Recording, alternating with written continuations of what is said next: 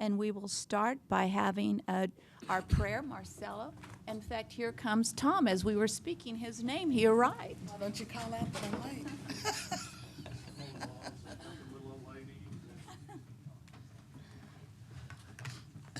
Where are you now?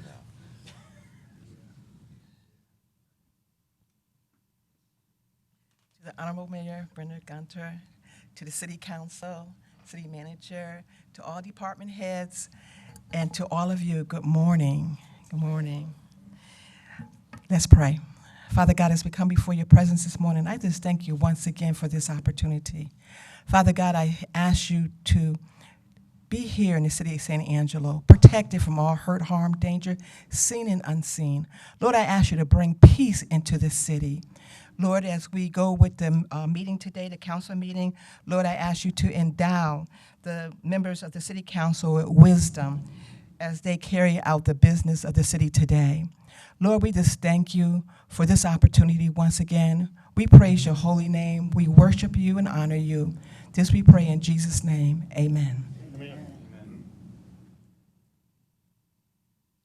This is probably a historic moment when we didn't pray for rain, so mark that down. Mia, would you like to join me now? Come on.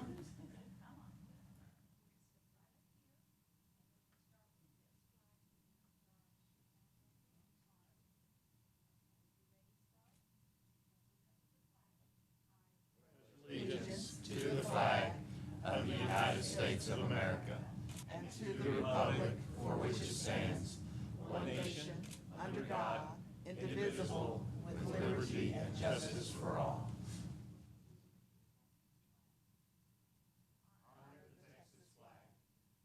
I pledge allegiance to thee, Texas, one state, under God, one and indivisible.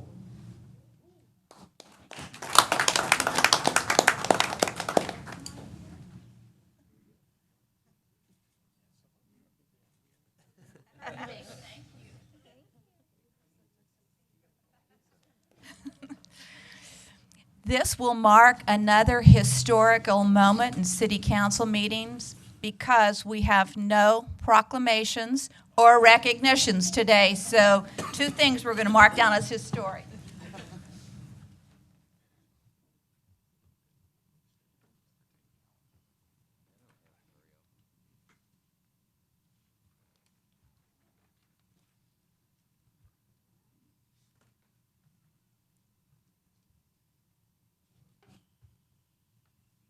We will now move into our public comment section of the agenda. Issues or items that are not on the regular agenda may be raised by the public at this time. Citizens should speak from the podium, begin by stating their name, and limit remarks to less than 3 minutes. Council members may request that a discussed item be placed on a future agenda. The council takes public comment on all regular agenda items during the discussion of those items. I would also like to ask that at this point in time, you double check your cell phones and make sure they're on silent or vibrate. With that, do we have any public comment?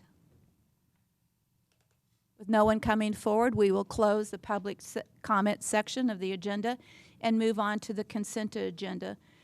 Today, we'll start with Tommy Hebert. Do you have anything you want to pull from the consent agenda, Tommy? No, ma'am, I do not. And Tom? I have nothing to pull. Harry? Nothing. Lane? And Billy? Of course. Yeah. Tell us which one. I would like to pull D and E and F. With D, E, and F pulled from the consent agenda, may I have a motion to approve the rest of the items on the agenda? So moved. Second. And a second from Tommy. Any public comment? With no public comment, we'll take a vote. All in favor of approving the consent agenda with the exception of D, E, and F, say aye. Aye. Motion passes 6-0. We will now start with item D. Consider authorizing the city manager to reject all bids received for RFP FIN-01-19 audit services and comprehensive annual financial report. Tina? Mayor, item Yes. D and E sort of go together, so Okay, well, can let me read it as well. E as Sure. well in that one. Consider authorizing the city manager to execute an amendment to the existing professional services agreement with Armstrong, Backus and Company, LLC, for the comprehensive annual audit of the city's financials and other audit services. Now you're on. Yes. Good morning, Mayor, City Council members, and Mr. Valenzuela. Good morning, Tina. Good morning. Tina, I just need you to help me understand. On item D, when we put this out for proposals, Armstrong and Backus did not submit a proposal as I looked at the background information. It was mailed to them, but they did not submit a proposal. So 3 other companies submitted a proposal. So it looks like item D is rejecting those 3 and going back and approaching Armstrong Backus to submit a bid, or help me understand what that's about. An email was sent to Armstrong, Backus and Company. Unfortunately, it was sent to the partner who was in charge of the audit in the previous 5-year contract period. And so it was an oversight on their part that they did not receive the request for the proposal. And so in reviewing the 3 proposals that were submitted, while they all did have very qualified firms that submitted, they did not present a best value for the city. And so we are requesting to reject those proposals and to go back and to extend the contract with Armstrong, Backus and Company. And this was approved and recommended by our audit committee as well. Okay. Well, I just wanted, as I was looking at that and saw that they hadn't initially bid, it made me wonder why. So Yes, ma'am, of course. Okay. That's all right. understandable. Okay. All right. Thank you. You're welcome. So And you want to make a motion Yes. to approve item D and E? item D and E Okay, is do my I- motion, yes. And a second from Harry. Any public comment on item D and E? Very good question, very good point. I wonder, how long has it been since new eyes have seen our audit? It was a 5-year contract before, as Tina said, and so this was This was the second of 2 5-year contracts, so they've been reviewing our annual financial statements for 10 years. Thank you. Just for clarification, Harry, would you like to speak? thank you. Just for clarification, it's a 3-year contract with extension, 2 1-year extensions on it. So it turns out to be a 5-year contract if the company's doing what they need to be doing. But it is a 3-year with 2 1-year extensions. Harry, do you think that it's unusual that fresh eyes have not seen our accounts? I mean, isn't it kind of a general policy that every 5 years we get new eyes in on the see things like It's a this? good idea that you look at it to make sure that I actually happen to sit on the audit committee, so I was part of this particular process, but I've also been part of the process throughout the whole year. For the last 3 years, I've been a part of the process before the audit was done by having conversations with the auditors from Armstrong Backus to let them know, from the concern of the citizens as well as the council, exactly what I would like them to look at, to concentrate on. So from my perspective, the CAFR that we've looked at just a few council meetings ago, certainly was vetted very well, and I think they do a great job. Well, I have no doubt that they do, but it's just general policy that you get fresh eyes. It doesn't. And what policy is that? That you get new eyes to see about every 5 years is what I've understood in the past. Can I speak to that? Yes, you may.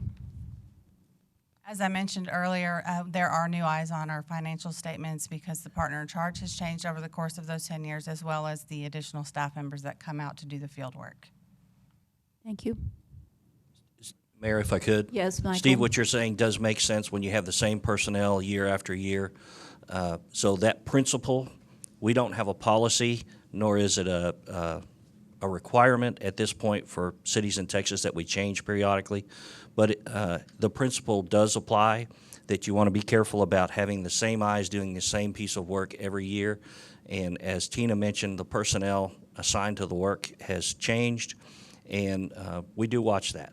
And as Harry Still said, they will in-house. place special emphasis on different areas each year to maintain that fresh perspective.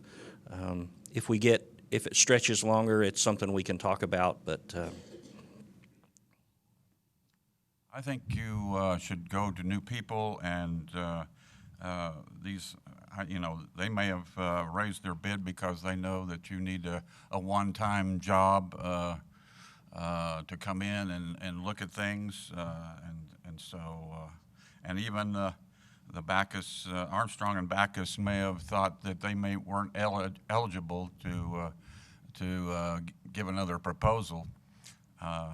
But I think new eyes need to be seen, seeing these accounts, and everything that we've talked about is kind of in-house, and we kind of need somebody outside just to reassure the people. Thank you. Thank you, Steve.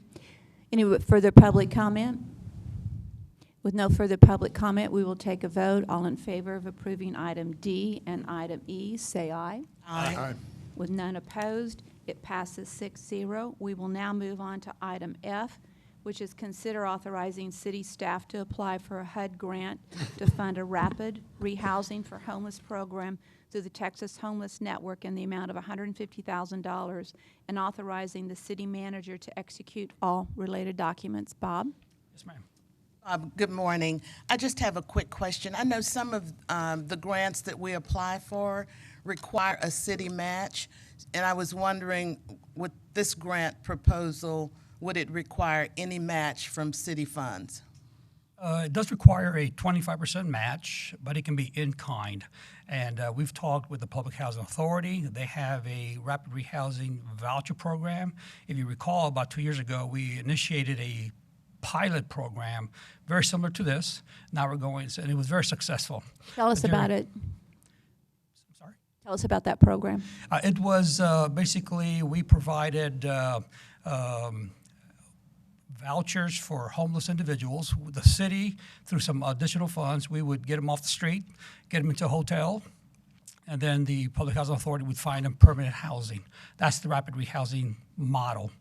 We're going to extrapolate that and expand that into a bigger program to cover more individuals. And the Public Housing Authority voucher can be in-kind match. And that's what we're hoping for. We're not going to use cash as the match. So I think it'll work. We're very comfortable with that. And it is a coalition program. We have several of our members are going to sign MOUs to be part of this rapid rehousing program. So we're pretty excited about it. Okay. So when you apply for it, you will make it clear that you're looking at in-kind matches. Am I understanding that? Absolutely. What would that in-kind be? In kind of the vouchers from the Public Housing Authority. In fact, we did a preliminary review, and it seems that we're going to have plenty of match, like $107,000, and all we need is $42,000 match. So we're going to be in good shape. All right. All right. Thank you, Bob. I appreciate that. Mayor, I move to approve. I make a motion to approve this item F. All right, is there a second? Tommy seconds it. Any public comment?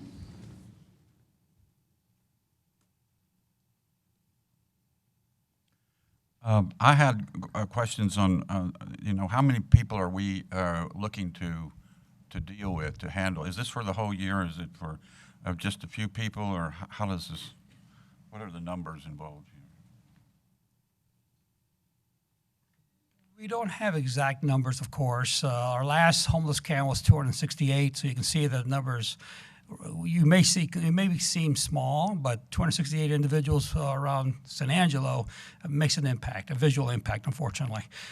So we're $150,000. We're going to shoot for about 100 individuals because not all homeless individuals want to participate, and so that's going to be a problem. But there's plenty that do want to participate, and we're going to try to target those. So we're thinking about 100 people. That's just a general number. There's no specifics at this point. Do we know anything about Salvation Army at this point? They still plan on opening up next month, I believe. There's a representative here if you want to have additional questions. I'm sure she can address it. We do that. I'd like to hear. I think it would be an important information for us to have.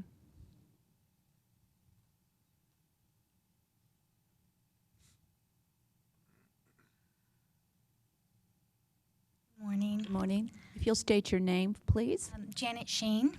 Okay. At this moment, we are still waiting on funds to come through. We do not have a specific open date as of yet because we are relying on the funds to open up. So The intention is to reopen. the intention is to reopen, but we don't want to end up in the same position, you know, lacking the funds. It takes about $500,000 a year, $500,000 to run the shelter. So without those funds, you know, we don't want to open up having just a little bit and end up having to close it back down again. But we do have two $200,000 grants pending. We're just waiting on the answer. Thank you Okay. for that update. All right, thank Any you. further public comment? With no further public comment, we'll take a vote. All in favor, say aye. Aye. With any noes, passes 6-0. We will move into our regular agenda, and we will start with item A, which is the first reading and public hearing of an ordinance to modify the Code of Ordinances to remove the policy for Lake Nasworthy lot leases, sell or lease lots, and the lease of city-owned property through recreational leases, and to require such policy to be adopted by resolution. Teresa? Thank you, Mayor. This is one of these cleanup items that we're doing in the Code of Ordinances. Our code is filled with things that are generally held as policies, including this real estate policy. What it does, it essentially sets the parameters for leases and sales of lake property. As part of the cleanup, we're removing those things from our code. One, to make our code simpler for people to understand, but two, also, I think it's $18 a page that our code provider charges us every time we change something in the code. So in order to save some city funds, we believe that it's a better policy to put these things into policies. There's not going to be, we will be bringing a policy back after second reading that's going to be proposing some updates to the numbers. We're going to be providing information to the property owners who will be affected by that so that they are aware of the proposals that we're going to be making. And you'll have an opportunity to adopt that policy separate from this ordinance. But all this ordinance does is removes that policy from the code. Okay, so there's no statistics, no numbers, no anything attached to this. Not to this one. This is purely code cleanup. When we Okay. bring the policy back, we will have some numbers for you on the new policy. Okay, with that, do I have questions from council? With no questions from council, do I have a motion? Tommy moves to approve. Is there a second? And a second by Tom. Public comment, please. Steve Hampton. I had a question. According to my legal dictionary, a resolution is temporary and an ordinance is permanent. Sales are permanent, I understand. So We're not completing sales through a resolution. We're completing sales through a sales contract. All we're doing with the resolution is adopting a policy. It's very common practice for us to do it that way when we want council to set direction. The difference, in addition to being part of the Code of Ordinances, is it takes 2 readings to change something. There's a new state provision out there that everything's going to still require a public hearing, so the public is still going to be able to speak on a resolution, but it really is just a simpler process. it would come through here? Yes, sir. Okay, thank you. Any further public comment? With no further public comment, we'll take a vote. All in favor of regular agenda item A, say aye. Aye. None opposed. Motion passes 6-0. Item B is a public hearing, discussion, and deliberation on requested projects to be considered for funding with grant year 2019 Community Development Block Grant, CDBG, and Home Investment Partnerships Home Grant Funds from the U.S. Department of Housing and Urban Development. And we have Bob Salas back with us. Good morning again. We're here to get direction on our recommended allocation for the federal grant funds for the 2019 grant year. We did ensure that the recommended projects meet our 5-year strategic plan. And while we had a slight bump in funding last year, this year we took a pretty good hit, over $48,000 in CDBG and over $43,000 in home grants. This is the funding trend. You can see, unfortunately, it's been going down steadily over the years. With the exception of last year's bump, we still have a downward trend, unfortunately. which of course affects our projects and programs. Mayor, I Yes, have a question. Billy. Bob, what do we attribute that downward trend to? You probably have said this before, and I just don't remember, but It's federal funding. It's a lot of times we're slaves to the federal decisions. A lot of times we have no control over that. So it's Right. basically the allocation from the HUD, the president's budget, affects it quite a bit. We do have we're hoping to we may get a little bump later on in the year. I know they're still talking about that, but that's the numbers as we speak now. So we it don't. comes we don't from the control top, that. just cutting. That's the social trend. It programs. has been. Yeah. In fact, one time CDBG and home grants were on the table for elimination. That was back during the Obama administration. The Trump administration did the same thing, but it's so far it hasn't happened. We're hoping it continues. But We do these have a these dollars lobbyist. are for the fiscal year, not the calendar year. This is fiscal year. Yes, So ma'am. fiscal year ending September 30th. Yes, ma'am. So October the 1st starts this year. This So is what you're this is- presenting today is what would start October 1. Yes, ma'am. October the 1st. We're a little bit behind because of the way the HUD categorizes the grant. It is the program year 19, although it's fiscal year 20. That's how they do it. Okay, just so we're aware. It's a You little might different. also talk about you had a 5-year plan, and this fits in with your strategic 5-year plan. Do you have some bullet points on what that 5-year plan is, strategy-wise? We're actually, we had council approve it 5 years ago. We have another one coming up. We start our next 5-year plan next year. So you'll see the comprehensive plan next time you see me next year. But so- some highlights of that are what? The And highlights how does this are, tie into it? it's basically, we're going to deal with a lot of the issues we talk about. We're going to deal with, for example, we're going to deal with the cost burden that individuals are experiencing through some of our programs. We're going to address homelessness, those kind of things. So no specific. I wish I brought it with me, but I didn't, unfortunately. But most of our programs do meet our 5-year plan. And again, we're trying to ensure that special needs are addressed, those kind of things. Okay. Without specifics, unfortunately, I'm sorry. Okay. And like I said, we do look at the housing trends here in San Angelo.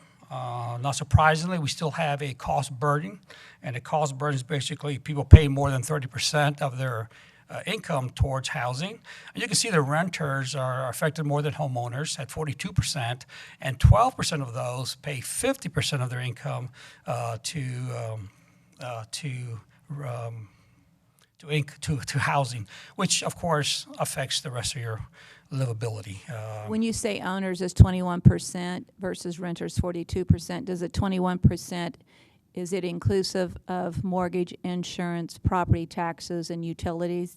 Because renters don't have the property taxes and sometimes don't have utilities and don't have insurance. So is this comp numbers or simply rent as a line and a mortgage line for an owner? I believe these are HUD numbers, of course. I believe they use the straight number. In other words, you pay X amount for rent, you pay X amount for your mortgage. Of course, your mortgage would include some of the other additional costs as well, I believe. So they would probably include, if you have a mortgage, you're paying insurance, for example. So that's the number they would use. But you're not paying property tax. But they're not paying, It's exactly over and right. above that. They're not paying property tax. And that might not be a part of the formula. So I don't know, unfortunately. So again, these are HUD numbers that we use every year.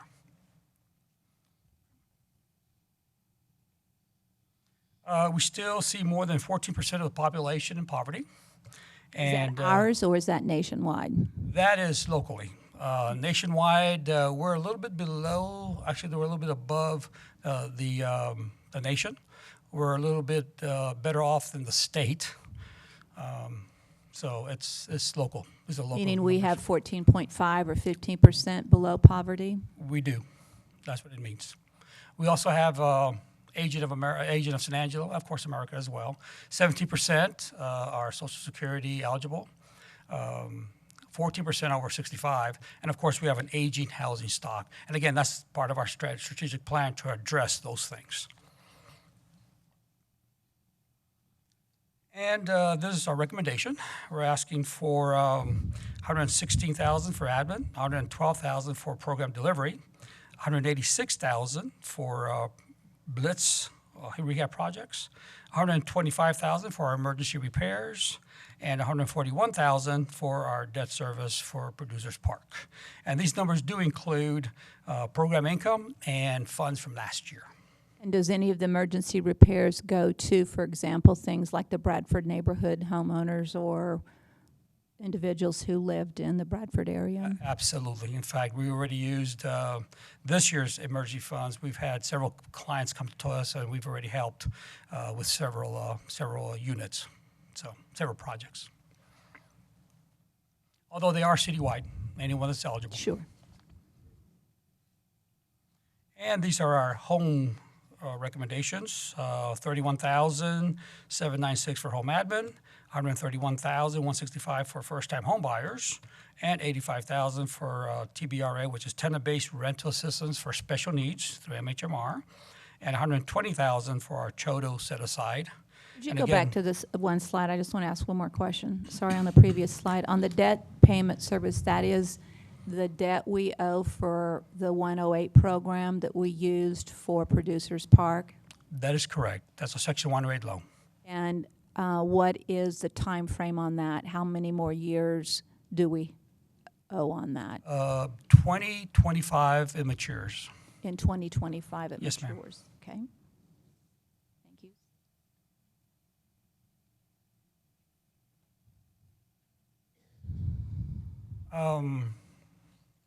Well, actually, that's all I've got. If council is comfortable with these recommendations, we'll craft a annual action plan that comes to you next month, and then we'll send that off to HUD for their approval.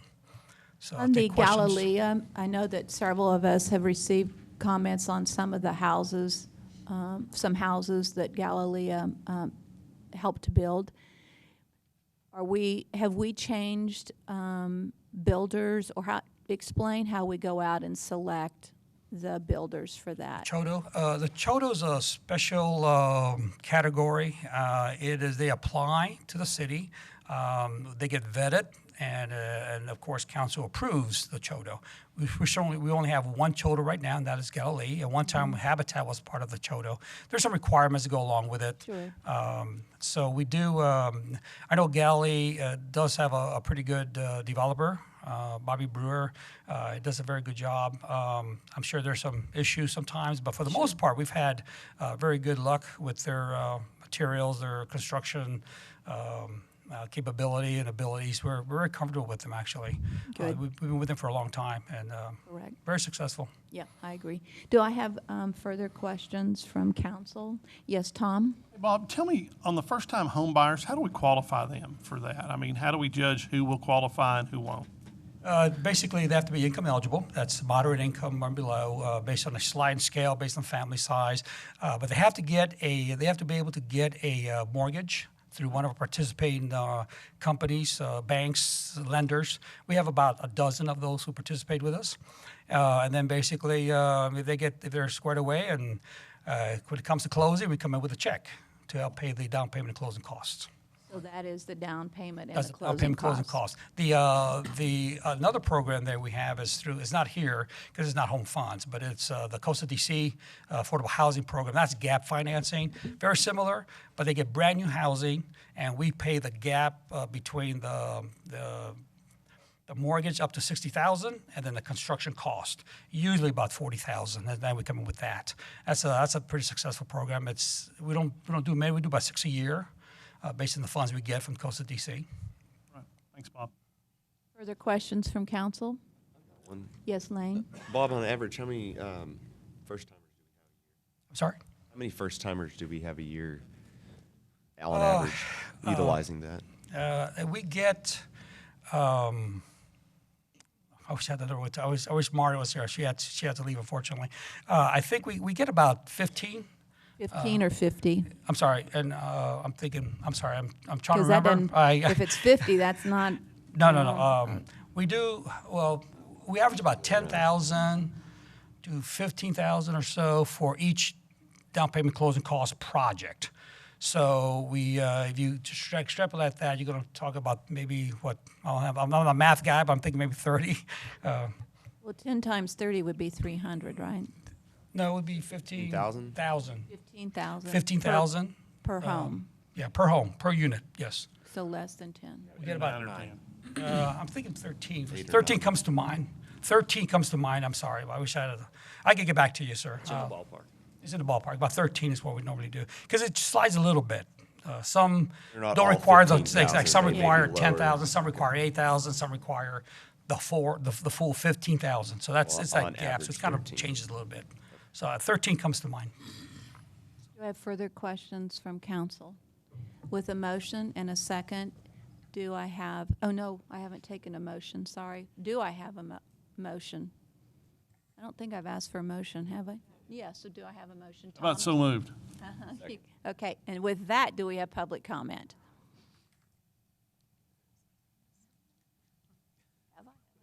Steve Hampton. Again, my question is, how many people are we, how many lives are we touching with this money?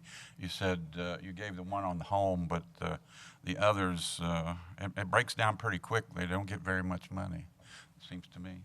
25? In November, I'll be here with a caper, which covers everything we've done and all the numbers we've affected for this past year. It changes every program. For example, emergencies, we've hit 76 individuals one year. We've gotten up to 100. Blitzes, we've done 47 houses. This year we did 26 homes. So it kind of varies a little bit, but we'll get a full report in November. I can tell you that, and unfortunately, we do have it on last year's caper is on our website. If somebody wants to go and see what we did last year, it's pretty comparable to what we expect to do this year as well. With less money. With a little bit less money, yes. Well, that's what happened was you noticed because we have less money, one program went away. That's the homeless prevention program. We couldn't afford it, so that goes off. And that allows us to continue with our blitz. It allows us to continue with our emergency program, which that's the core of what we do. That Blitz program is fabulous. It is. Thank you.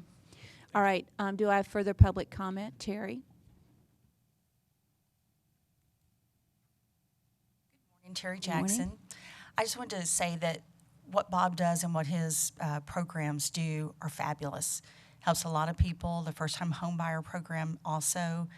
It allows people that aren't able to get everything together. They have good credit. They have everything except a down payment and or their closing costs. And this pays up to 12% for them, which usually covers all that. And it's a fabulous program for people that work really hard and just need a little help. So thank you for continuing it.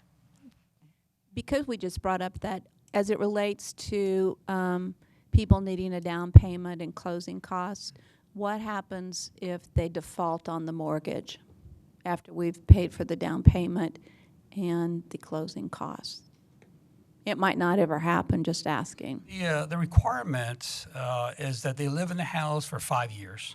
If that we can get our money back. We can sue to get the money back if we need to. But after 5 years, it is we sign off the lien.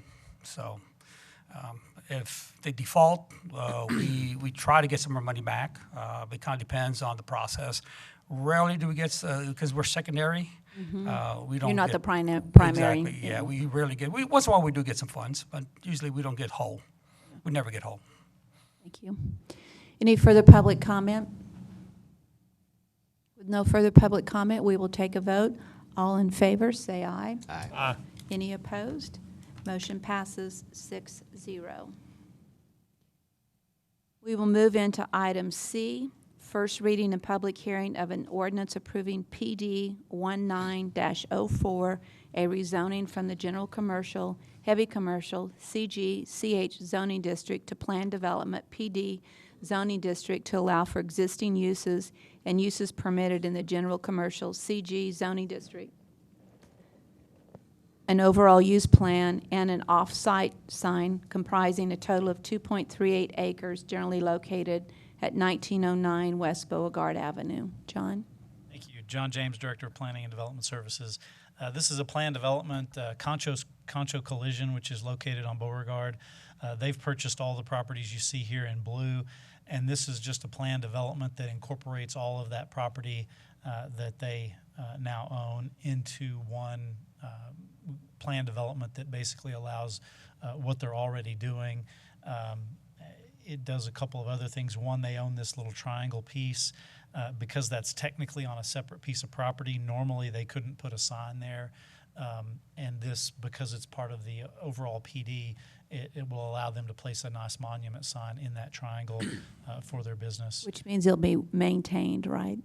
That triangle area? Yes, part of their idea here is to improve all of the property, make it look nicer, including cleaning up that triangle. This is consistent, the request is consistent with the future land use plan of Neighborhood Center and with the existing underlying zoning. So they bought those other buildings? Yes. Yes, and so you can see a few pictures here of those others. There's their main facility, and then that's the building across the street.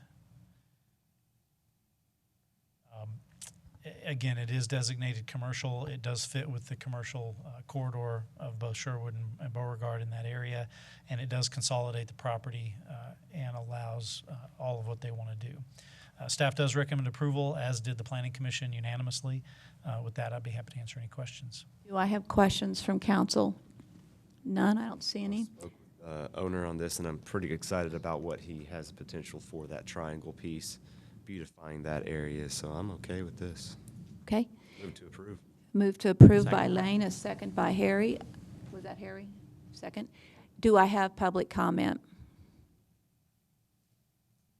With no public comment, we'll take a vote. All in favor of approving item C, say aye. Aye. With none opposed, motion passes 6-0. Item D, first reading and public hearing of an ordinance approving PD 19-05, a rezoning from the single-family residential RS1 district to the planned development PD zoning district to allow for uses permitted in the general commercial CG zoning district with the principal use of water, sports rental, retail sales, boat slips, and an office on the City of San Angelo special lease property located at 2138 Mary E. Lee Park Road, comprising 1.23 acres. John? Thank you. This is another one of these where there's an existing lease on the property, on city-owned property, but all of the uses allowed by the lease aren't actually allowed by the zoning. And so this is cleaning up the zoning, adding a planned development that basically comports with the lease, allowing all of the uses that the lease allows. And so this really isn't adding much new, but it's accommodating what the lease already encompasses. A few pictures of the area. This is the 5-year plan, some of the expansion that they want to do on the property. Again, all of this is consistent with the existing lease. Where's the water park?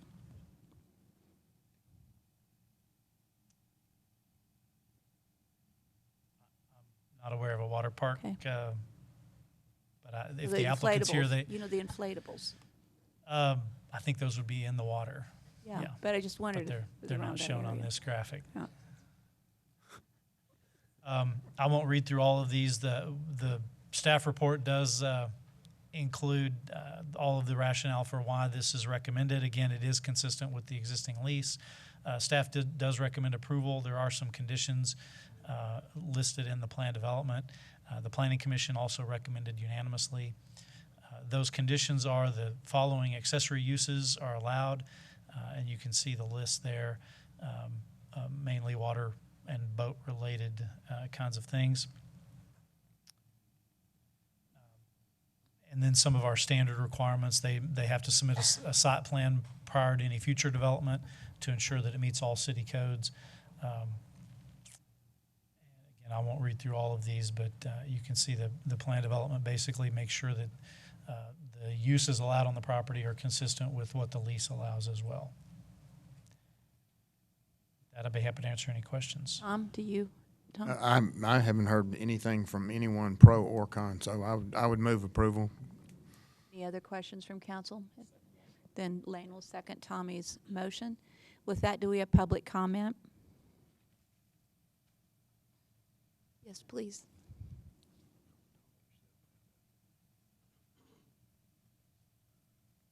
Good morning. This is Good morning. Josh and Gentry Slayton. We own Water Dog Rentals there, so we can answer any questions if we need to. How excited are you? We are very excited. Yes. Good. We love this. We love the lake. We live on the lake. It's basically our dream, and we're just looking to improve and add some things to make it. My water park. We I was with John. I was like, oh, water bar. What are you talking about? Yes, ma'am. Thank you. Do we have any questions? Go get them. Good luck. Yeah. Thank you. With that, let's take a vote. All in favor of approving, say aye. Aye. None opposed. Motion passes 6-0. Item E is first reading and public hearing of an ordinance approving case SU 19-02, a special use to allow for a golf driving range, outdoor multi-use sports facilities, and related recreational activities, outdoor miniature golf, and outdoor events on 21.536 acres located at 2838 South College Hills Boulevard. And I have John back on again. Thank you. This is another one of those city-owned property, a lease, either a completed lease or in the process and about to be completed. I'm not sure the status on that, but this is the Red Arroyo. The trail goes through there, College Hills Drive. And so this is the existing miniature golf facility is right there. So this would be an expansion of the use on that property. It's a little hard to see here, but there would be a couple of outdoor ball fields as well as potential for an indoor facility as well. Did we work through the issue of, I see Shane nodding his head, because I think the last time we presented it, there was some concern about stormwater runoff area needed. And so we've worked through all of that. Shane, and you're very comfortable? He says yes, thumbs up. We go. Keep going. And again, this is kind of at least a three-phase. There's the lease that you all approve. This is the zoning that basically just allows the uses on the property. And then any development on the property would require site planning that would include drainage studies, ensuring that they meet parking. And of course, in this area, it would include review by the floodplain folks as well. Here's a site plan of all, as I mentioned, what's proposed on the facility. Mainly outdoor recreation, but also some indoor as well as a retail in the existing building there, or a possible new building as well. Just some pictures of the area. You can see what's across the street, existing retail. There's the existing building and the existing golf range as well, and the parking lot. This is a use that is already in existence on the property, and again, as you know, you all have discussed the lease in the past. Does it make sense to continue with the existing lease or to end the existing lease and start with a new lease with a longer term? I would defer that question either to Cindy or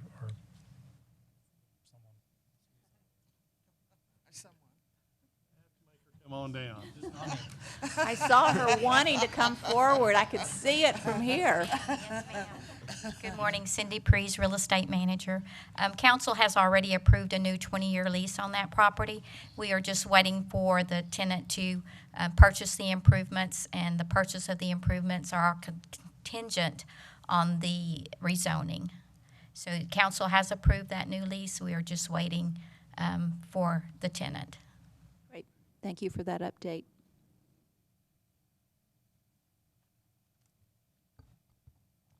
We did send out our notifications to the surrounding properties, one in favor and none in opposition.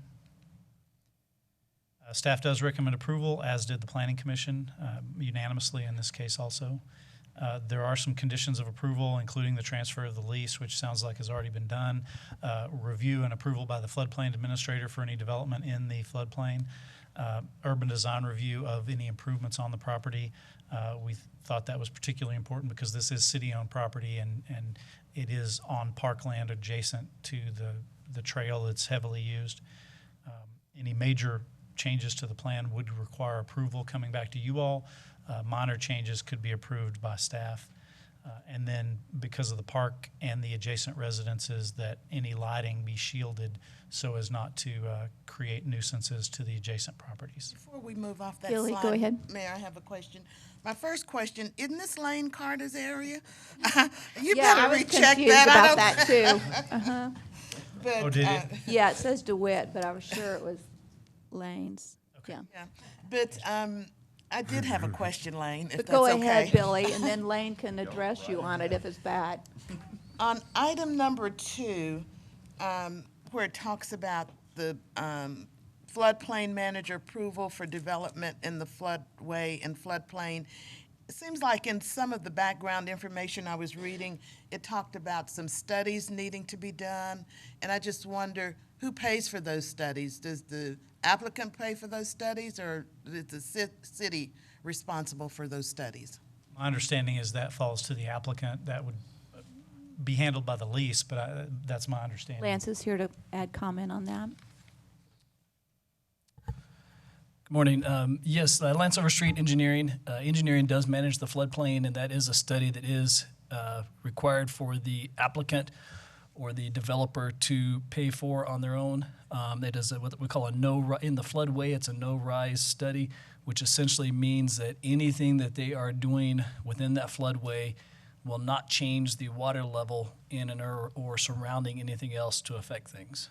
And so that is, and we have notified the developer as well as his representing engineer that would be required for the development, and we will have to have that approved. So, Thank you. A couple more conditions. One is we're also proposing to limit the hours of operation, again, because of the adjacency of residences and these outdoor ball fields. You can imagine the noise and the light from those at a certain hour. We wouldn't want this to be a 24 hours a day operation, and so they would have to shut down by 11:30. I guess that's assuming everybody stays up till 11:30.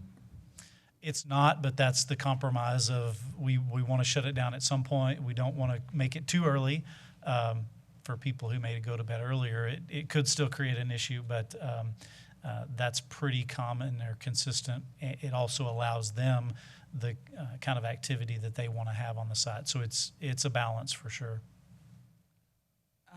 Yes, Billy. Are we consistent with those hours of operation throughout the city, or do we base our condition of approval depending on what it is and where it is? How do we do that? We try to be consistent, and so we look often to our noise ordinance, for example, that has hours, although I think that goes to 10:30. That's what I And so think. we try to be consistent, and that's usually what we start with, are those hours. But then depending on a case by case, we sometimes look at different hours. Like in this case, we thought making that a little bit later would be appropriate in this particular case. But we would still have the noise ordinance in effect at 10:30. So even though this is 11:30, you wouldn't get to extend the noise part of it to 11:30. No It'd cheering still if they be- score a home run at 11 o'clock at night. Yeah. You have to cheer in silence. Well, that's Lane's problem. Yeah, exactly. Okay. I got one more. Yes, Tom, please. What happens if we're having a tournament and we need to use these facilities and these fields, and it's one of those weekend tournaments that goes to 2, 3 in the morning? Can they actually bring in and ask for a variance for a specific time? We could utilize our special events process to do that, and we can waive any of those requirements if we need to. John? And where's the water feature, John? Wait till they get the drainage report, and then we'll tell you where that water Exactly. feature is. I think you could have gone out there on Sunday a couple of weeks ago, and you could have found seen a water where the feature. water feature Yeah. was. And that's all the conditions that we recommended. So with that, I'd be happy to answer any other questions. Lane, do you have any questions or comments? Just I'm in excited yeah. about it just because everyone keeps saying they want more and more things available for the youth and whatever. So I am thrilled that someone's taken ownership of this and had a great vision for what could be. Same here. The only question I have is in regards to the noise. Our Bell Street complex, what are the hours of operation that we can have tournaments there? Because this parcel of land is actually more remote in relation to the nearest home than it is Bell Street. Bell Street just backs up right across the river from that, and the nearest home may be on Vista del Arroyo, past the swimming racket, and across Millbrook maybe. So what are our operations over there? I'm not aware of any limitations over there. I may be wrong, but Carl's coming forward. Because we'll have tournaments go Right. a long time over there. Usually for tournaments, it's very similar to this. It usually doesn't start quite that early and doesn't usually end quite that late, maybe about 7 to 11. I'm just getting at, this is way more remote in relation to the nearest home. I don't have a problem with it, so I'll move to approve. A move to approve from Lane. Do I have a second? A second from Tommy. And now we will open up conversation for the public. With no conversation, no comments from the public, we will ask for a vote. All in favor, say aye. Aye. None opposed, passes 6-0. We will move to item F, first reading and public hearing of an ordinance approving Z19-06, a rezoning from the single-family residential RS1 zoning district to the two-family residential RS2 zoning district on .2 acres located at 4014 Coliseum Drive. John? thank you. This is a rezoning from RS1 to RS2 that would allow, instead of a single family, it would allow a duplex. You can see the building here. It's a very long building, and in the past was used as a multifamily residence. We can verify at least 4 units and maybe more in the past, although that use ceased for more than 12 months. And so because it wasn't allowed by the underlying zoning, it's not allowed to continue as a multifamily. They're simply asking to convert it to a duplex to allow 2 units within that one building. It is, in the future land use plan, is neighborhood. You can see that most of the surrounding area is zoned RS1 for single family, although it's fairly close to this commercial area. And so that's part of the reason we were okay, because as you get over here, you can't really see it on this. It does transition to that commercial area, so it's kind of at the edge of this single family neighborhood. This is a couple pictures of the building. Again, it is a long building that has in the past been used for multiple family occupancy. This does meet all of the standards for duplex area. The multifamily use was discontinued, as I mentioned, but this was kind of a compromise between requiring them to go just to a single family residence for a building that has been used for multiples in the past, but trying to accommodate the concerns of the surrounding neighbors in not allowing this to go back to a 3, 4, 5 unit building. And so duplex is kind of that compromise that staff is supporting. We did send out our notifications, received 1 in favor and 1 in opposition. The opposition was largely along the lines of, this is all single family around it, it should stay single family and not be allowed multiple. Staff does recommend approval, as did the Planning Commission unanimously. Happy to answer any questions. Would you like to make any comment? You know, I went by and looked at it, and going to an RS2 to make it basically fit a duplex, fits what's there, and it goes away from it would probably keep 5 or 6 families out of it. So it's the best use for the property as presented. So I'm all in favor, and I move to approve. Is there a second? Second. Elaine is seconding. Do we have a comment from the public on this item? With no public comment, we'll take a vote. All in favor, say aye. Aye. With none opposed, motion passes 6-0. We will move into item G, first reading and public hearing of an ordinance approving Z19-07, a rezoning from the neighborhood commercial CN zoning district to the low-rise multifamily residential RM1 zoning district being .915 acres located at 5205 South Bryant Boulevard. Thank you. This may look familiar. This is a property that was recently rezoned from multifamily residential to commercial. The owner had a potential commercial use for that property, and so came in for the commercial zoning. Now that use fell through, and so they're wanting to just go back to the multifamily residential. You can see that there is residential almost surrounding the property, and so that does make sense to be more residential.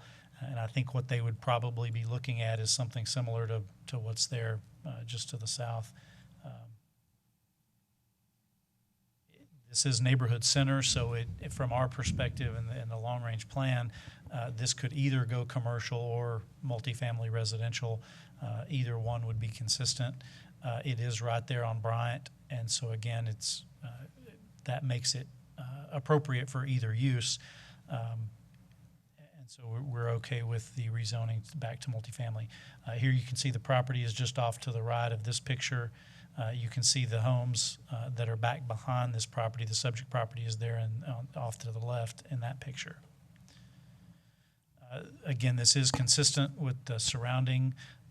Staff recommended approval of the commercial zoning back a few months ago, but we're also supportive of the multifamily, either one.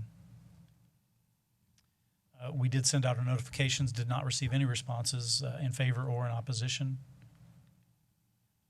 And staff does recommend approval, and the Planning Commission also recommended approval unanimously.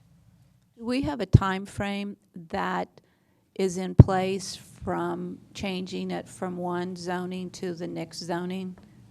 Like, for example, well, you know why I'm asking. So if every 6 weeks someone wanted to ask to change the zoning, that is okay?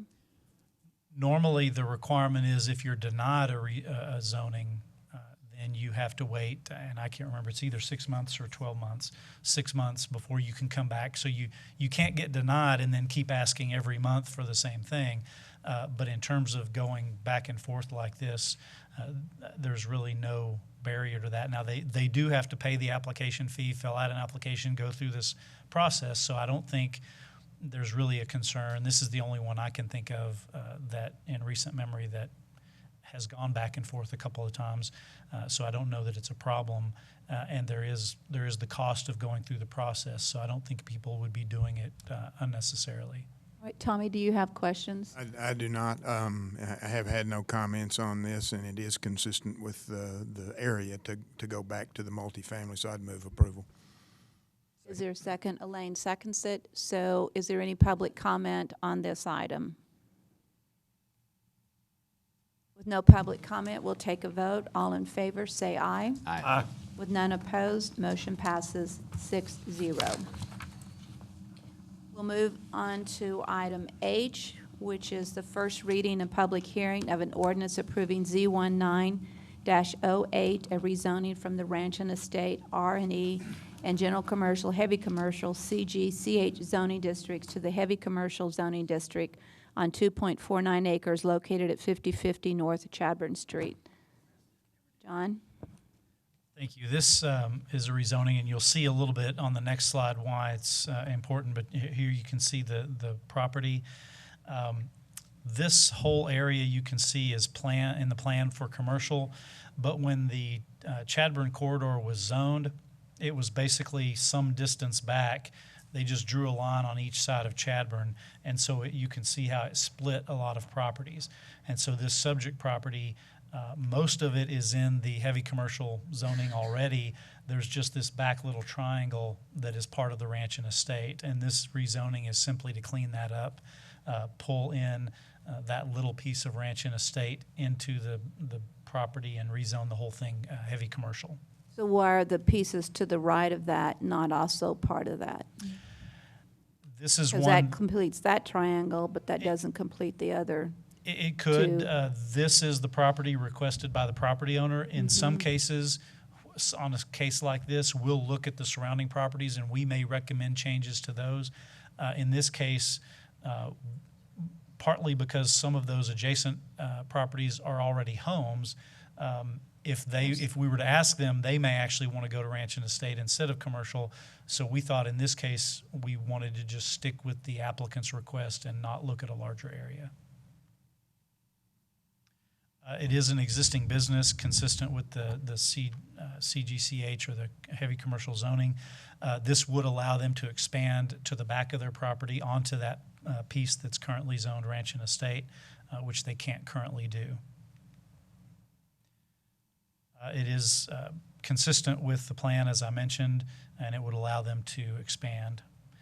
We did send out our notifications. We received 2 in favor, 1 in opposition. The opposition was in your packet. It wasn't real clear to me from the letter exactly what their concern was. Staff does recommend approval, as did the Planning Commission unanimously. With that, I'd be happy to answer any questions. Do I have questions? Tom? Same thing's a similar one. It's Keating, and it's a cleanup of a zoning and a plat. I've talked to 2 of the people that were concerned. Both of them, after explaining to them, it was cleaning up the zone, and his expansion is actually going to put some conditions on him to actually lower the noise and everything a little bit. Not that the body shop has that much, but his hours of operation doesn't even bother me at all. So it looked very clean from our end. Nice job. All right, then is that a With that said, move to approve as presented. Second. And a second by Harry. Any public comment?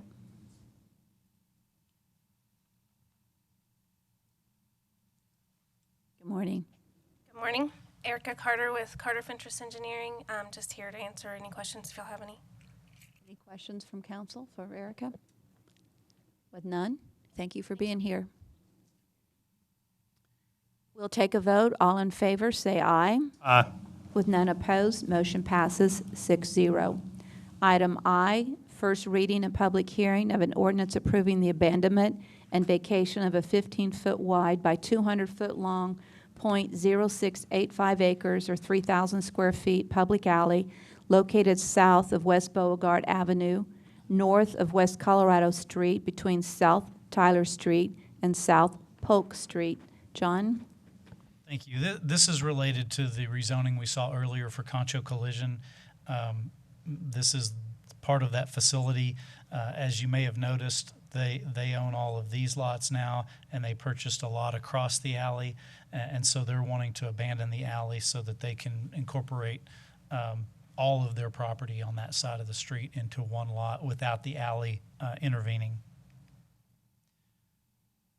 It is, as I mentioned in the zoning case, it is consistent with our plan and the zoning for the area or surrounding area. Here's a look. You can see the alley right here on this picture. This is the Concho Collision facility. This is the property that they've recently purchased. And again, so that's the reason for abandoning the alley, is to be able to incorporate those properties across the alley all into one unified piece of property. As we look at abandonments, one of the things we look at is the use in the area. Is it used? So in this case, nobody uses that for access or for garages. There are utilities in the area, but we will require a utility easement. Well, either they move the utilities or they maintain an easement that allows for the access to those utilities moving forward. Not received any negative opposition to this. Again, we're recommending, as we normally do, that we don't close part of the alley. So Concho Collision is working with the other properties behind this to accommodate closing the entire alley, not just the half that affects them. Staff does recommend approval, as did the Planning Commission unanimously. And here's the summary of normal conditions. Again, they have 18 months to replat the properties altogether to basically allow the alley to be incorporated into the adjacent properties. And as I mentioned, maintaining an easement for those existing utilities that are within the existing current alley. I'd be happy to answer any questions. Lane, do you have any questions or comments? Question, I'm good with this also. Move to approve. And a second by Tommy. Any public comment on item I? No public comment. We'll take a vote. All in favor, say aye. Aye. With none opposed, motion passes 6-0. Item J, first reading and public hearing of an ordinance amending Chapter 12, Planning and Development, Exhibit C, Land Development and Subdivision Ordinance, Chapter 5, Procedural Requirements for Processing Subdivisions, Section 3, Stages of Development Review, Subpart C, Administrative Subdivisions, by including the review process. John? Thank you. This is just a cleanup. Back a few months ago, actually about 8 months ago, I think, we brought you an ordinance change to the subdivision ordinance. In the process of submitting the documents in the council packet to you all, This particular section of the ordinance got inadvertently deleted, so you basically adopted the changes to the ordinance, effectively deleting this section. So this is basically just putting it back in. Since that section was amended, we couldn't bring it back for 6 months, and so now we've waited 6 months, and now we're bringing it back. As you read it, it is just a procedural thing. When you have to send an application in, how long we have to review it, whether it gets reviewed administratively or sent to the Planning Commission. So it's, and there's no substantive change to what we're currently doing. Again, it was just a section of the ordinance that accidentally got deleted that we need to add back in. All right. Do I have questions from council? Harry? When we discover an error like this, and I know the only recourse is really to wait that 6 months, but if it's significant and it impacts a citizen or business, we ought to figure out a way that we could make this come back to the council to correct it. I don't know what that is, but I can tell you that we really need to make sure that we've got a process in place that allows that. Julia? You could bring it back earlier if absolutely necessary. Right now, the code says that we would wait 6 months, so we would need to revise the code in order to revise it. But if it was absolutely necessary, we could make that happen sooner than 6 months. Well, in this case, 8 months went by, right? Yeah, we waited the 6 months, and then by the time we got it all ready and for you all, it was an extra month or two. I think that's right. If it was something critical, it would be good to be able to bring it back sooner, especially in a case like this where it was just an inadvertent, it was just accidentally deleted. Okay, any further move to approve by Harry? A second by Lane? Any public comment? With no public comment, we'll take a vote. All in favor, say aye. Aye. With no nays, passes 6-0. Item K, update and discussion of hotel occupancy tax performance and eligible capital improvement projects. Tina? Yes, ma'am. This is an opportunity for the City Council to review the performance of the Hotel Occupancy Tax Fund year to date and to consider funding, possible funding source for some eligible capital project items that are in our capital improvement plan. So my first slide here is just kind of giving you an update on how the fund is performing this year. You can see here we're 67% through the fiscal year, but hotel occupancy tax is at 82% of what we budgeted for the fiscal year. Other is just the interest income that comes into that account, and then of course the expenditures that have gone out to our external partners as well as to our own internal other funds. Any questions on that slide? You can see year to date that revenue is over expenditure by almost $208,000 year to date. Can you talk about fund balance? Yes, ma'am, I have a slide for that. So the fiscal year 19 beginning fund balance was $1.35 million, less the 90-day reserve that we recommend leaving there in case of downturn in the hotel occupancy tax. It leaves $800,000 available for one-time funding needs. I will tell you also that, let me see what the amount is here. If we project revenue over expenditure flat for the remainder of the fiscal year, we do expect to add about $600,000 to that fund balance, but of course that's dependent on performance.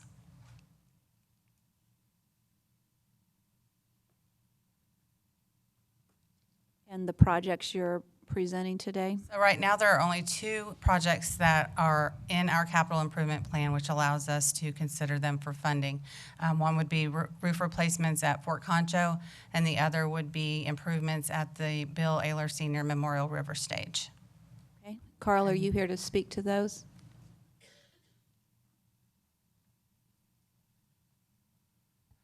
Yes, ma'am. How much detail would you like? A lot. Okay, on the Fort Concho roof replacement, and this is going back to replace virtually all the roofs. If we do all of them, we're looking at about $1,167,000. How much? $1,167,000. Replace all of the Fort Concho roofs that need replaced. That's correct.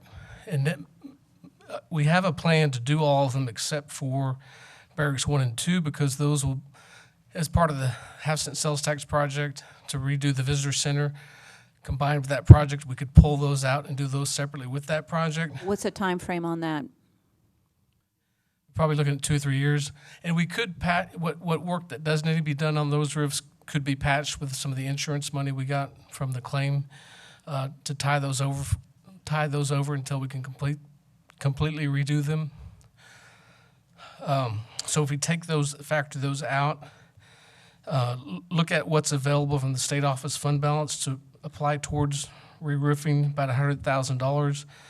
The funds available in insurance from TML, Texas Municipal League, $125,000. There's a gap of $617,000.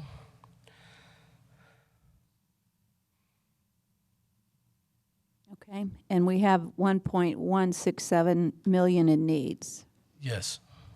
And we have 617,000 in funds. Now, that's the gap. That's what we would need. in the gap between the 1.167 and the 225 available. No, that doesn't add up. So if you got the other, does he have the other 6 you've got in insurance and claims? Six. The other number that he is not mentioning is the $325,000 that you would decrease that original 1.167 million, and that is due to pulling out those 2 other roofs, I believe. If you want me to go through the numbers again, I will. Yeah, I think we should, just to be clear. Can you, before Start you do that, from- can you prioritize do you have a prioritization of the ones that absolutely the most crucial and what those would total? They are all pretty much in the stage where they do need to be replaced. Okay. There is a plan where we could do it in 2 phases. My concern is, number one, that those roofs are in such horrible condition, and should we continue to get rain, we're in pretty bad situation. The storm issues. And then number 2, if I'm not mistaken, did one of the roofs get hit by lightning? Yes. And which, in the prioritization of roofs, where did that one fall? That's part of the work that could be done as patching to tie us over to redo Barracks 1 and 2. So if I just go through the numbers right quick, Okay. the total cost in our estimate from one vendor, which when we put this out to bid, it could be lower than this, but this is from one qualified vendor, $1,167,000. If we factor out doing Barracks 1 and 2 roofs as part That's of this, 3 to 4 years down the road. yes, but we could repair it and patch it to tie it over.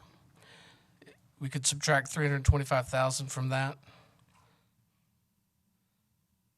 Add $100,000 to the project from the state office fund balance. Add $125,000 from TML insurance. Brings a shortage of $617,000. Okay. Billy, please go ahead. How many buildings are we talking about, Carl? Bob has the correct number. Bob. Because that just seems really, really A lot of buildings. Good morning, Mayor, Council. How many buildings do you have? I have 22 total buildings, of which 17 or 18 are classified as cedar shake roofs and probably eventually need repair. Is that what's making the cost higher, was the cedar? That is correct, and we are beholden to that for several reasons. One, and most importantly, that's the way the buildings were built. And It's because of historic. the local, state, and federal codes, if I do anything else, not that there really is an alternative, I risk losing those certifications, grants, status, so forth. To address the mayor's comment earlier regarding Barracks 1, we did take a lightning strike, one heck of a lightning strike. It hit the roof dormer, the air vent, not necessarily the roof. We are awaiting the TML insurance adjustment on that, and whether or not TML gives us any money for that, that roof vent and all the other roof vents are part of several projects that are being let out right now and should be finished by the end of the year, so that will be fixed. I think the other issues on the roofs are, we haven't necessarily prioritized them. We can, depending on the money. that council is agreeable to. But another variable, not to make this more complicated, but it is that the TML money of $125,000 that Carl has referenced can only be assigned individually to certain buildings. It cannot be used as a pool. So if we pull out some of those buildings or prioritize them, we possibly would lose a small portion of that.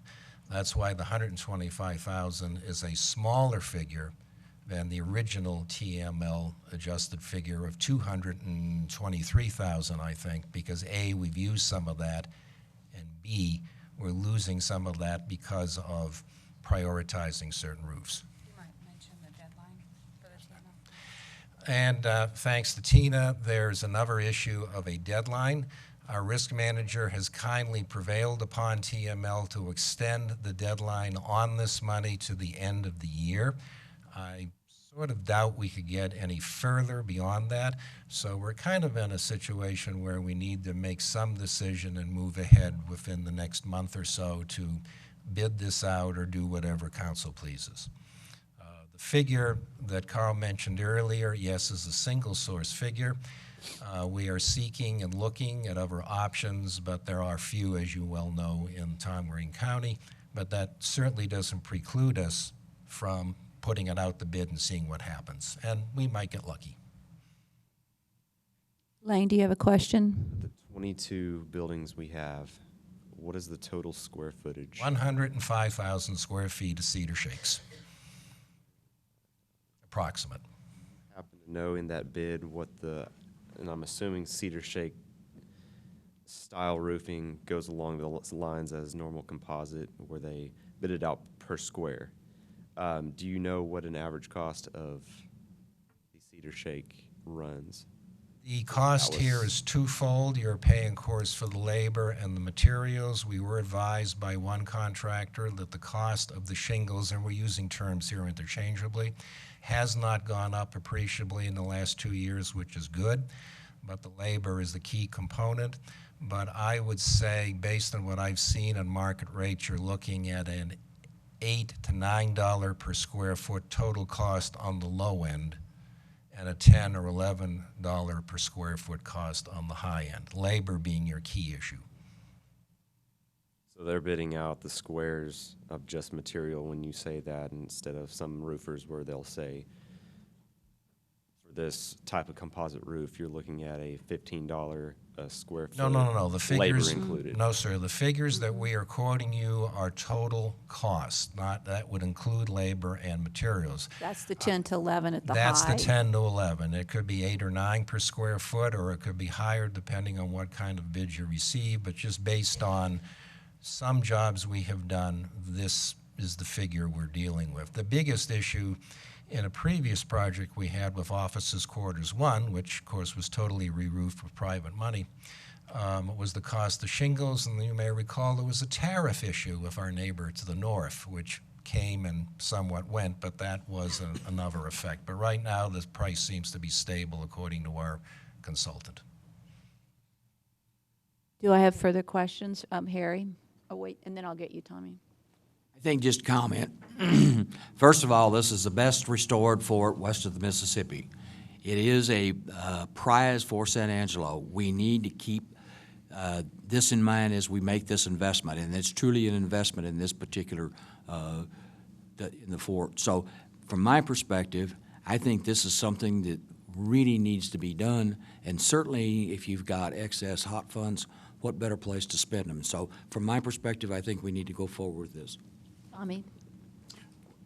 Tina, help me out. I've heard the numbers, the 1.167 million, and then we've got a gap of 617,000. So, Carl, Bob, Tina, what 1.167 gets all your roofs?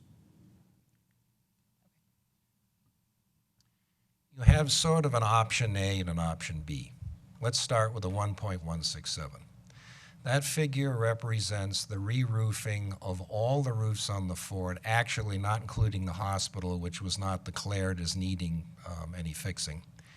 It includes barracks 1 and 2, the two the second and third largest buildings on the post.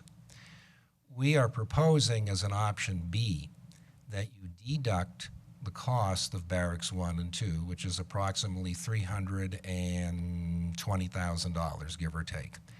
Because eventually those buildings will be totally rehabbed. The time frame on that, I keep. It's a couple of years. We're in the midst of Does a fundraising. couple of years mean 5 years down the road? I can't answer that, Mayor, except that unfortunately raising money is an art and not a science, and if we can raise the money earlier, it'll be sooner. If not, it will be later. But what I'm trying to propose the council is a more palatable option in that if you deduct the $300,000 plus and use the insurance money for strategic patching, you secure within reason those two roofs until the buildings are restored. There's also an issue that if you utterly and totally re-roof them now, a few years down the road, you're going to be chopping holes in them for HVAC installation and other restoration. So it's a yin and yang. If there were cuts to be made, that seemed to be the reasonable spot. So you take the 300,000+ off the 1.167 million, then you add in the available funding of the state office and the insurance eligible money. That brings you to the $600,000 figure. That seems to me to be the best option, just as one member of the council. You have a motion on that? I'll make that motion. A second by Harry. Any public comment? Diane? Council, Good morning. Diane Bays. I'm the Vice President of the Convention and Visitors Bureau. And I did have one comment and concern on this issue. While we appreciate everything that is available with the fort and what they do for our visitors, one of the law, part of the law of the hotel tax law is only 15% of the funds for hotel tax can be used for historic preservation. And so I did have that to address, and so I wanted to mention that because I don't know, even though that is reserved, that is something that needs to be determined about this. There's any other further public comment? With no further public comment, we'll take a vote. All in favor of approving the 617. Does that change anything? The 15%, does that change anything in our motion? No. Mayor, if I may, I believe that if you can direct us to go back and probably have Bob and Carl go out for bids on this, and then that would come back to you for approval. Once we have final cost estimates, as well, we would need to bring back a budget amendment with that and a funding plan. All right. So I think what we need today is direction to do that and then to bring it back to you for final approval. Exactly. The key there, Mayor, is that you're giving us direction today, but you're not authorizing the project today. That authorization will need to come with a budget authorization and approval of bids, and they'll need to jump. With that review, we'll get with Teresa and make sure that we're using the funds appropriately. Exactly. All right, thank you. So we've concluded that conversation. So I'll pull my motion and then direct staff to do such. Yes, Okay. thank you. I'll tell you later. Okay, next was the issue of the Bill Ayler River Stage.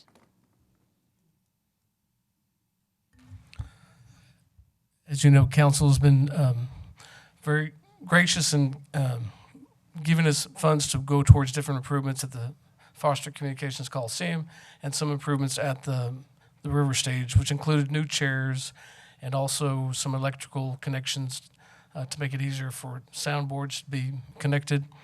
The Civic Events Advisory Board has appointed a subcommittee to look at some additional improvements at the River Stage. We don't have cost estimates on those, but again, we're looking for direction if council's interested in looking at doing some of these maintenance-related improvements at the River Stage. I think the River Stage is one of the most incredible facilities that we have, and I think that people continue to look at it as a great venue. So I want to make sure that we support the improvements that we can afford to do to continue to make that River Stage the great venue that it is. Mayor? Yes. Rick gave me a list to read of possible renovation replacement items that they are talking about and considering. renovate existing restrooms, renovate ticket box office, renovate concession stand, dressing rooms, replace old lighting, add netting under the river stage for bird issues, replace AC units, replace movable back wall, level entrance area for tour buses, repaving parking lot, adding concrete at both bottom gate entrances. He wanted to make sure you knew that they were thinking about these ideas, prioritizing these, and discussing them for future council consideration. Is there prioritization on any of that? No, they're working through that now, is my understanding. So would it be appropriate for us to ask staff to come back with a prioritized list with cost estimates, and then we can go from there? Then I would make that request as well on this. Okay. Any other direction or questions from City Council? With none, you have direction.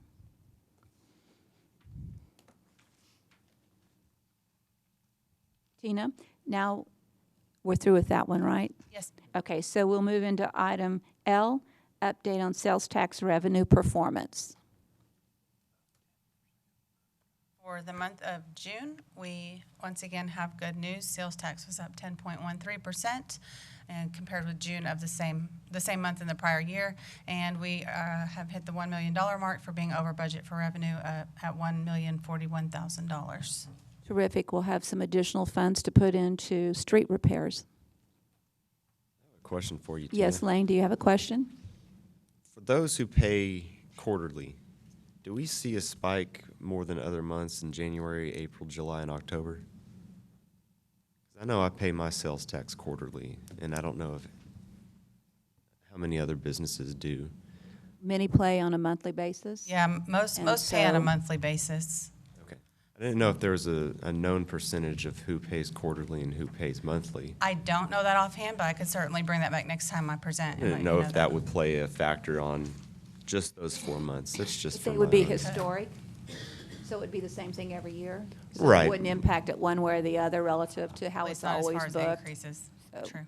And the only difference would be if there's a reason the way a month ends, if it would be on a Sunday or Saturday. Would still so- play a fiscal year of a spike in those That's 4 right. months. And I'm just Exactly. wondering that. That's a I know good question, but overall I can it's definitely it's get the that same. information. Because you average it out, it's those 3 months paid in one. But just wondering if you could find that. Any further questions for Tina today on that? You have one more slide here, Mayor, just your sales tax by industry. As you recall, this lags a little behind because it takes time to get the information from the comptroller. But this is for the month of May of 2019 compared with May of 2018, and just showing you sales tax by industry. Have we had any good statistics on the impact of Amazon?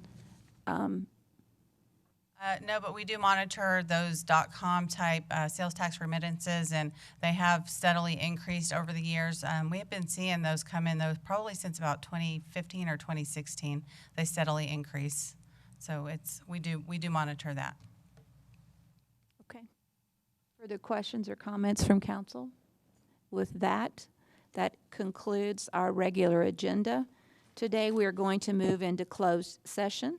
The executive session on the provision of Government Code Title V, Open Government Ethics, Subtitle A, Open Government, Chapter 551, Open Meetings, Subchapter D, exceptions to requirement that meetings be open under the following sections. A, Section 551.071, 2, consult with attorney when the governmental body seeks the advice of its attorney on a matter in which the duty of the attorney to the governmental body under the Texas Disciplinary Rules of Professional Conduct of the State Bar of Texas clearly conflicts with this chapter regarding water rights and contracts for Lake Nasworthy. B, Section 551.074A1, to deliberate the appointment, employment, evaluation, reassignment, duties, discipline, or dismissal of a public officer or employee regarding the annual evaluation of the city manager. Item C, Section 551.072, to deliberate the purchase, exchange, lease, or value of real property if deliberation in an open meeting would have a detrimental effect on the position of the governmental body in negotiations with a third person regarding Friedman, Heinemann, S-327 and Windstone Park Edition. With that, we will take a break for closed session. It's 10 o'clock now. We'll be back by 11:15. Back to order. order at, give me a time, someone. 11:19. At 11:19, 4 minutes late, so sorry for that. And with that, there are no announcements to be made from our closed session, so we will move on to 9B, which is announcements and consideration of future agenda items. Do we have any? I do. Harry? We've got another group of homeless that are up underneath the overpass at 5th and Chadburn. And I've had several complaints from citizens over there about the citizens actually moving out from underneath the bridge to do their business closer to where the street is. So I've had conversation with the police chief, and he indicated that if the citizens would call dispatch, then he would get somebody out there. But I'd like to see if there's not something else that we can do and get ahead of the curve on this one and find a possible solution before we get into the situation like we had a couple of years ago. It's really, and it's actually on both sides of the street, so technically it's on one side of the street belongs to Lucy and the other side of the street belongs to my district, but the bottom line is I'd like to try to find a solution for it. All right, any other announcements or Yeah, future I've got agenda one. items? Yes, Tom? I don't know if it was 1 or 2 meetings we had ago. John James was giving a presentation, and he drew on a map of a corridor of like when we route, I don't know whether it would be 14 or 27 through, and where it goes north of town. Sure. I'd love to see that on the map. I-27. Because a lot of people have thought that's 2105, and I said, actually, John drew that north of 2105, and they didn't believe me. So if we might had a map of the ETJ and where roads are going to go because of what he's anticipating with the census, I think that'll be great. One of the issues with that is because there have been no defined routes that have been approved, and that's one of the reasons we wanted this HB 1079 approved, so that we would have citizens' input into the future routes. And so at this point, everything's kind of a guess at what it might be, but there are no final routes determined on I-27 other than what is 87 today. Those frontage roads, et cetera, are not determined. That will be with citizens' input as well as mayors, councilmen's, commissioners, et cetera. So he can do it, but just to be sure, we don't have And I it think defined. Just what you said, we'll let John put the big old disclaimer Yeah. on it, but I had a lot of calls and concerns from people that have business on Correct. 2105. And we agree with it. It's not common sense to have to go out and buy out that many businesses, so that Yeah. stretch is probably going to be north of there. But anyway, Yes. I'd just like to see something on that. Yeah. And the same thing on I-14, there's, a lot of it is defined, but whether they choose to do 190 as well as the route that we prefer, or do both is not defined yet, just to be sure. Okay, with that, I will ask for an adjournment. Move we adjourn. And a second, and let's take a vote on that. See if there's any controversy. No, we have not had a nay today, so nay. I'm going to be the only nay. Okay, so now it's 3-2, we're I don't wanna go closed. back to Oh, no, work. I don't wanna we're go back to adjourned. work. Thank you.